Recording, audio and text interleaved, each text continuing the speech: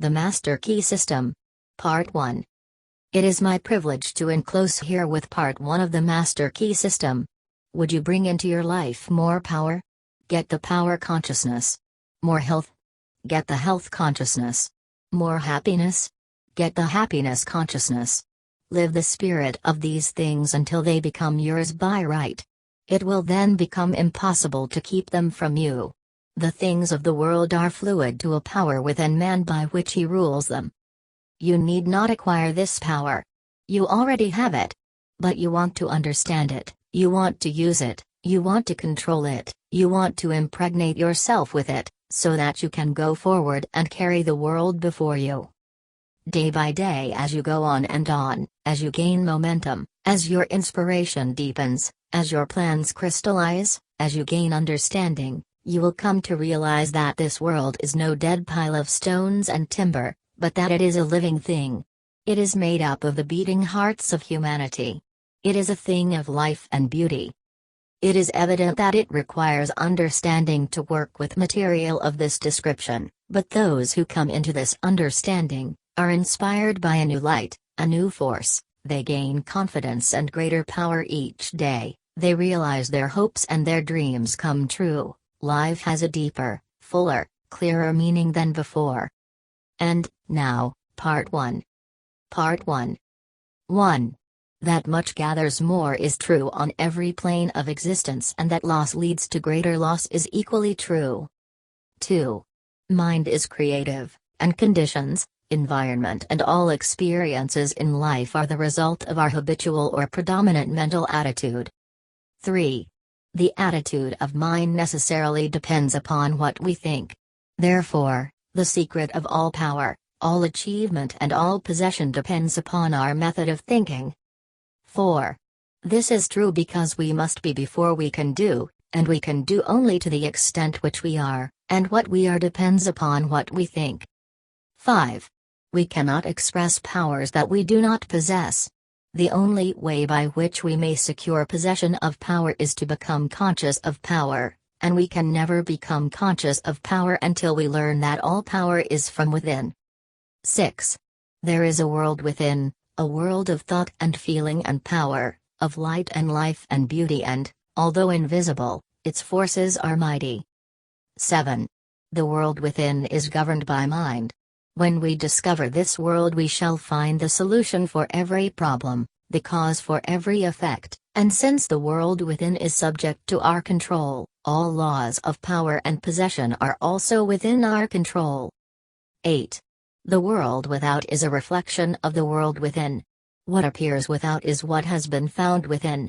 In the world within may be found infinite wisdom, infinite power, infinite supply of all that is necessary, waiting for unfoldment, development and expression. If we recognize these potentialities in the world within, they will take form in the world without. 9. Harmony in the world within will be reflected in the world without by harmonious conditions, agreeable surroundings, the best of everything. It is the foundation of health and a necessary essential to all greatness, all power, all attainment, all achievement and all success. 10. Harmony in the world within means the ability to control our thoughts, and to determine for ourselves how any experience is to affect us. 11. Harmony in the world within results in optimism and affluence, affluence within results in affluence without. 12. The world without reflects the circumstances and the conditions of the consciousness within. 13.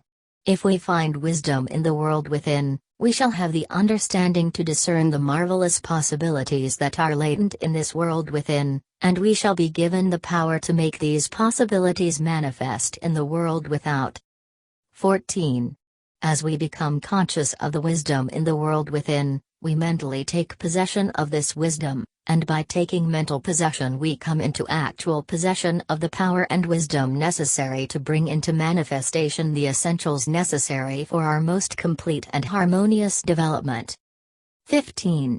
The world within is the practical world in which the men and women of power generate courage, hope, enthusiasm, confidence, trust and faith, by which they are given the fine intelligence to see the vision and the practical skill to make the vision real. 16. Life is an unfoldment, not accretion. What comes to us in the world without is what we already possess in the world within. 17. All possession is based on consciousness. All gain is the result of an accumulative consciousness. All loss is the result of a scattering consciousness. 18. Mental efficiency is contingent upon harmony. Discord means confusion, therefore, he who would acquire power must be in harmony with natural law. 19. We are related to the world without by the objective mind. The brain is the organ of this mind, and the cerebrospinal system of nerves puts us in conscious communication with every part of the body. This system of nerves responds to every sensation of light, heat, odor, sound and taste. 20. When this mind thinks correctly, when it understands the truth, when the thoughts sent through the cerebrospinal nervous system to the body are constructive, these sensations are pleasant, harmonious. 21. The result is that we build strength, vitality and all constructive forces into our body, but it is through this same objective mind that all distress, sickness, lack, limitation and every form of discord and inharmony is admitted to our lives. It is therefore through the objective mind, by wrong thinking, that we are related to all destructive forces. 22. We are related to the world within by the subconscious mind. The solar plexus is the organ of this mind. The sympathetic system of nerves presides over all subjective sensations, such as joy, fear, love, emotion, respiration, imagination and all other subconscious phenomena. It is through the subconscious that we are connected with the universal mind and brought into relation with the infinite constructive forces of the universe. 23. It is the coordination of these two centers of our being, and the understanding of their functions, which is the great secret of life. With this knowledge we can bring the objective and subjective minds into conscious cooperation and thus coordinate the finite and the infinite. Our future is entirely within our own control. It is not at the mercy of any capricious or uncertain external power. 24. All agree that there is but one principle or consciousness pervading the entire universe, occupying all space, and being essentially the same in kind at every point of its presence. It is all-powerful, all-wisdom and always present. All thoughts and things are within itself. It is all in all. 25. There is but one consciousness in the universe able to think, and when it thinks, its thoughts become objective things to it. As this consciousness is omnipresent, it must be present within every individual. Each individual must be a manifestation of that omnipotent, omniscient, and omnipresent consciousness. 26. As there is only one consciousness in the universe that is able to think, it necessarily follows that your consciousness is identical with the universal consciousness, or, in other words, all mind is one mind. There is no doubting this conclusion. 27.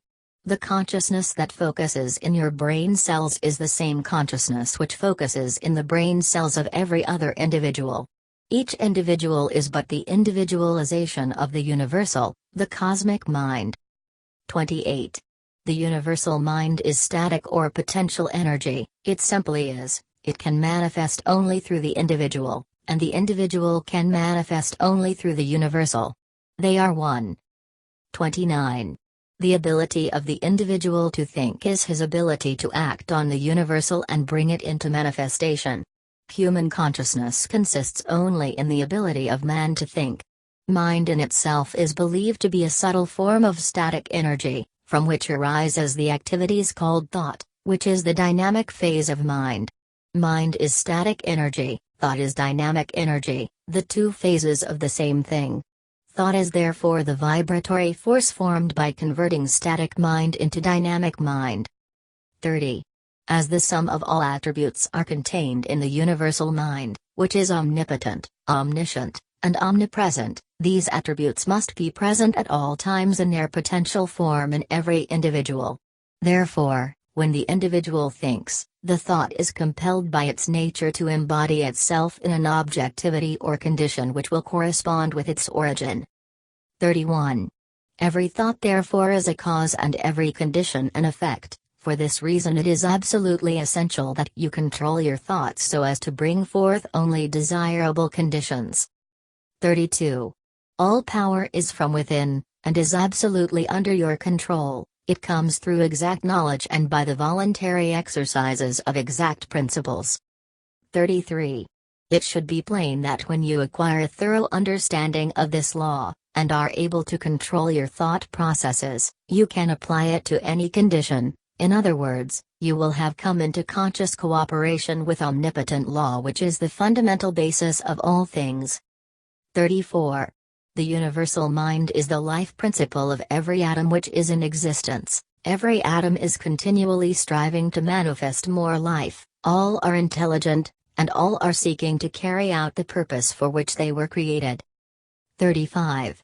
A majority of mankind lives in the world without, few have found the world within, and yet it is the world within that makes the world without. It is therefore creative, and everything which you find in your world without has been created by you in the world within. 36. This system will bring you into a realization of power which will be yours when you understand this relation between the world without and the world within. The world within is the cause, the world without the effect. To change the effect you must change the cause.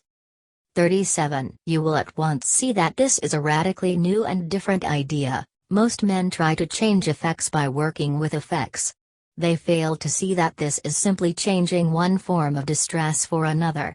To remove discord, we must remove the cause, and this cause can be found only in the world within. 38. All growth is from within. This is evident in all nature. Every plant, every animal, every human is a living testimony to this great law, and the error of the ages is in looking for strength or power from without. 39. The world within is the universal fountain of supply, and the world without is the outlet to the stream. Our ability to receive depends upon our recognition of this universal fountain, this infinite energy of which each individual is an outlet, and so is one with every other individual. 40. Recognition is a mental process. Mental action is therefore the interaction of the individual upon the universal mind, and as the universal mind is the intelligence which pervades all space and animates all living things, this mental action and reaction is the law of causation, but the principle of causation does not obtain in the individual but in the universal mind. It is not an objective faculty but a subjective process, and the results are seen in an infinite variety of conditions and experiences. 41. In order to express life there must be mind. Nothing can exist without mind. Everything which exists is some manifestation of this one basic substance from which and by which all things have been created and are continually being recreated. 42. We live in a fathomless sea of plastic mind substance. This substance is ever alive and active. It is sensitive to the highest degree.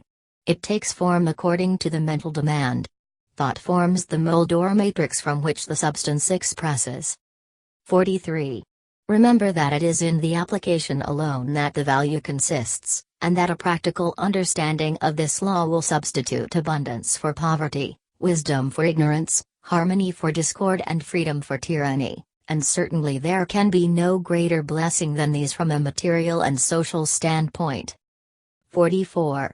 Now make the application. Select a room where you can be alone and undisturbed, sit erect, comfortably, but do not lounge. Let your thoughts roam where they will but be perfectly still for from 15 minutes to half an hour. Continue this for 3 or 4 days or for a week until you secure full control of your physical being. 45. Many will find this extremely difficult, others will conquer with ease. But it is absolutely essential to secure complete control of the body before you are ready to progress. Next week you will receive instructions for the next step. In the meantime you must have mastered this one. Part 1 Study questions with answers. 1. What is the world without in its relation to the world within? The world without is a reflection of the world within. 2. Upon what does all possession depend? All possession is based on consciousness. 3. How is the individual related to the objective world? The individual is related to the objective world by the objective mind, The brain is the organ of this mind. 4.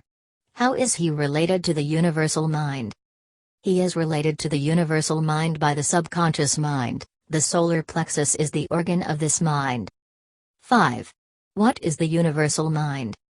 Universal mind is the life principle of every atom which is in existence. 6. How can the individual act on the universal? The ability of the individual to think is his ability to act upon the universal and bring it into manifestation. 7. What is the result of this action and interaction? The result of this action and interaction is cause and effect. Every thought is a cause and every condition an effect. 8.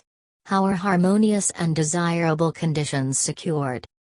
Harmonious and desirable conditions are obtained by right thinking. 9. What is the cause of all discord, inharmony, lack and limitation? Discord, inharmony, lack and limitation are the result of wrong thinking. 10. What is the source of all power?